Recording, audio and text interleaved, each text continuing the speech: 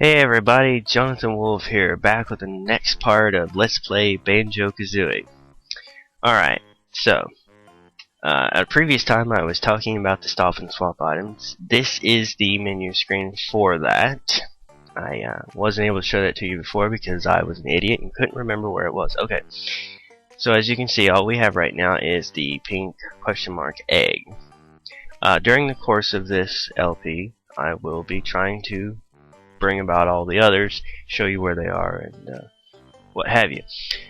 Okay, so, yeah. As you can see, we completed Bubble Gloop Swamp last time, and got everything inside of it. 31 minutes, not too bad. The next thing that we will do is unlock Freezeezy Peak, our next destination. Now, at the end of the last video, I was saying how I would be going back inside Bubble Gloop Swamp, becoming the alligator so I could leave and show you something. Anyway, I don't have to do that. I can explain that without actually showing it and save a lot of time. So yeah, I'll just get to the map, alright? So, see you in a minute. Okay, first of all, I had forgotten to do this, so yeah, here this is. The switch I hit in Clankers Cavern brought this about. So let's go ahead and ground pound these protruding eyes and see what happens. Chiggy! Alright. So yeah, I had forgotten all about doing that. Alright, anyway, be right back.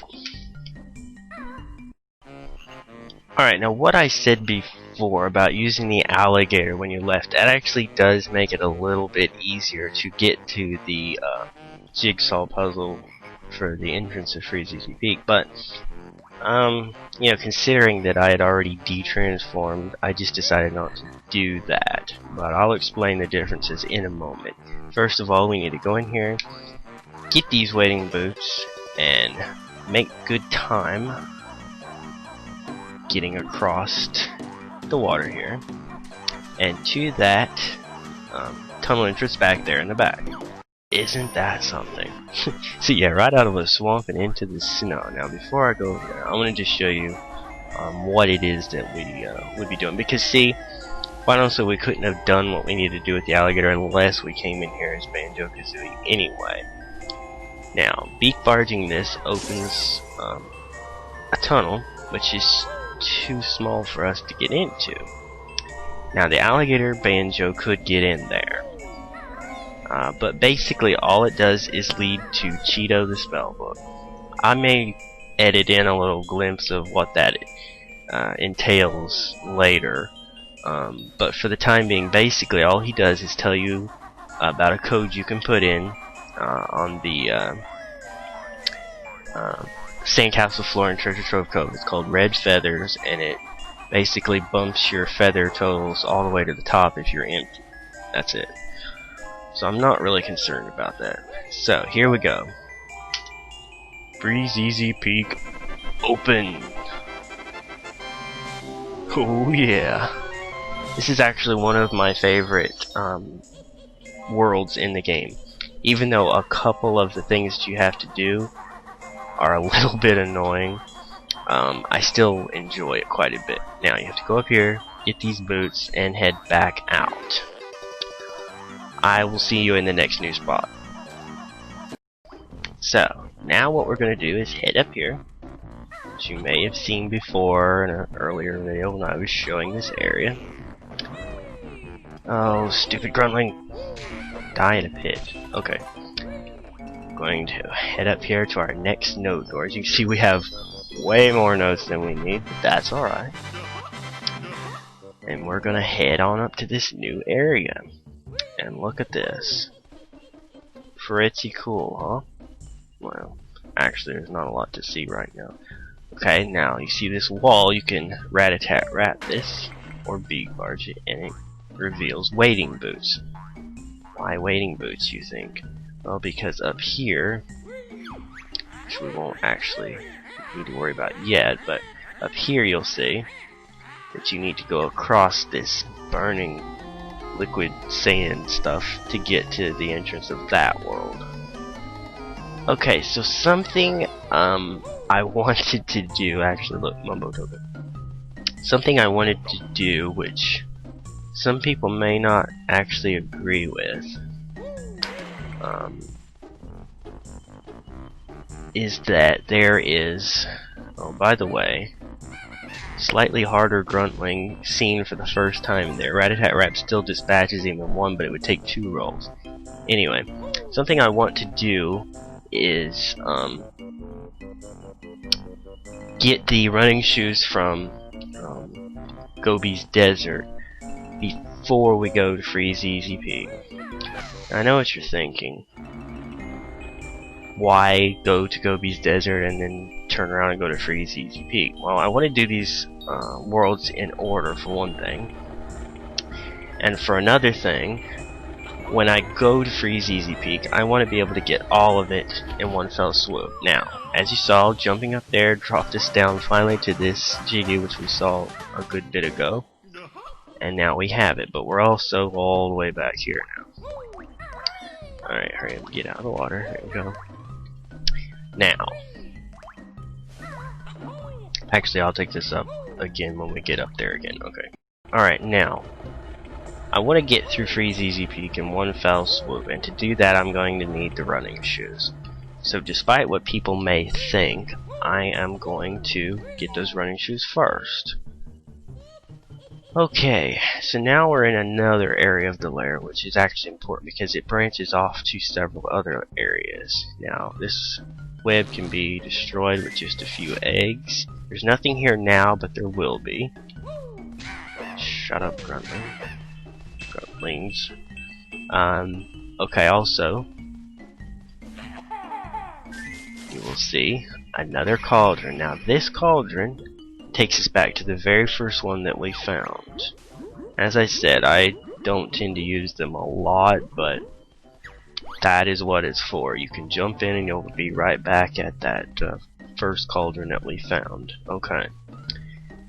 Now, Freezeezy Peak's entrance is right through there, but because I'm doing things a little bit differently, I'm going to go and I'm going to open Gobi's Desert. Now, you see, we can't get in that note door yet, but we don't need to. I just want to look around and make sure I'm not missing anything I'm supposed to get here real quick. Okay, now that's the green cauldron. We have yet to find its better half.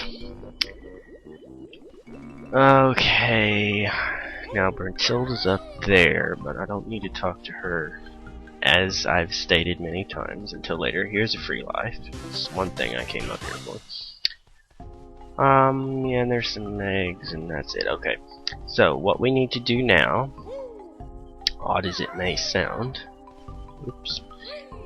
Oh yeah, something I want to point out. See those bees buzzing around the honeycomb hive?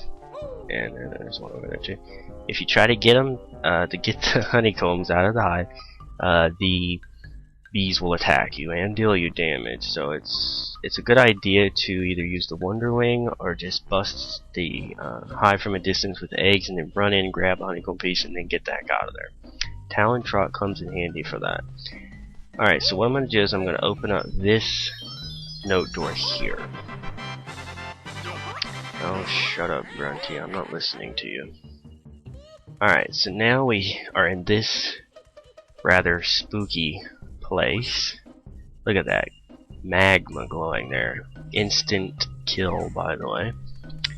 We're going to be very careful and make our way over here to the jigsaw puzzle for Gobi's Desert. And in the place that I showed you before, we now see that the entrance is open. Okay. Excuse me. I'm still clogged up from that cold I had. I don't know why. It just refuses to leave me be. But anyway. Okay, so we've taken care of that. And now we'll pop into Gobi's Desert and get those things. The running shoes. Those things. And now we enter Gores Valley, not Gores Desert. I kept calling it Gores Desert because it's, well, it is a desert. But anyway, okay, so now here we are. I don't want to collect anything here at all, so I'm going to be very careful not to do that. There's the running shoes, but I need to find Beetle Breath's molehill so that we can learn how to use running shoes. So basically, just like the wedding boots, you'll step into them and you'll have a limited time to make use of them. And that's basically it. Alright, now I'm going to cut again until we get to the entrance of Freezeezy Peak. Okay. And here we are going into Freezeezy Peak. Alright, now for one of my favorite atmospheres in the game. It's all wintry and Christmassy and pretty, and yeah, it's a pretty cool place. Alright, so this igloo is home to Boggy the Bear and his kids. If I went in there now, you'd just see them and they're crying and wishing their father would actually bring them presents. Pretty sad, but we're going to take care of them, so I don't need to go in there right now. First thing we're going to do is we're going to go down here. Now you need the Talon Trot to get up and down these slopes without sliding. Here's Boggy the Bear. He ate a shiny thing. I wonder what that could be. But now, no matter what you do, even stomping on him, you can't help him the way he needs to be helped. We're going to have to do something special to help him, which you will see shortly. Alright, get these notes, and now you're going to see a recurring enemy in this level, which I hate, and that's the snowman. I think they actually might have a more specific name, but anyway, those snowballs they throw do a lot of damage, and I hate them. But you can kill them, and we will do so shortly. Alright, now here's another recurring enemy in this stage. The ice blocks, which when I was younger I just called the pingers, because they ping, ping. Yeah. Probably a pretty stupid name for them, but I was a kid. What did I know? Alright, now, in this box are little talking and walking Christmas tree lights called Twinklies. They want to get to the tree, which you can see up there. But whenever they come out, dinosaur guys, I forget what they're called, munchers or something, they pop out of these holes to eat them. Now your job is to protect Twinklies by repeatedly attacking these guys as they pop out. Now, I've come up with kind of a way that I do this.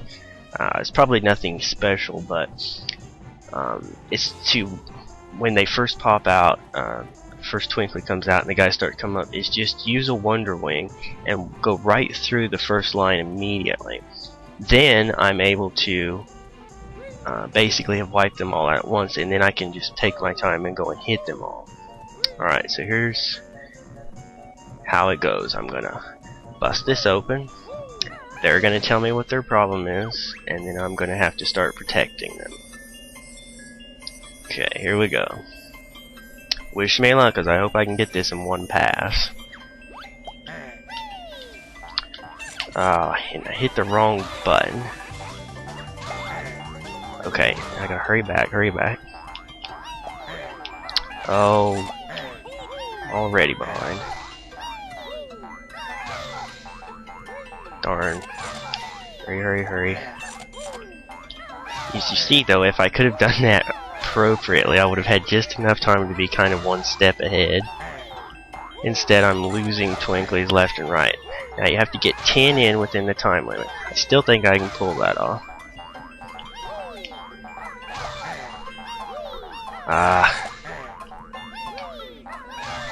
It's all really a matter of timing.